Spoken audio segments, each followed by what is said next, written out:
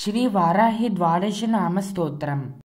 हयग्रीव उवाच शृणु द्वादशनामानि तस्या देव्या घटोद्भव यदा कर्णनमात्रेण प्रसन्ना सा भविष्यति। पञ्चमी दन्तनादा च संकेता समयेश्वरी तदा समय संकेता वाराही पोत्रिणी शिवा। वार्ताली च महासेना प्याज्ञा चक्रेश्वरी तदा हरिग्नि चेति सम्पृक्तं नाम द्वादशकं मुने। नाम द्वादशकाभिज्ञ वज्रपञ्जरमध्यगः संकते दुःखमाप्नोति न कदाचन मानवः।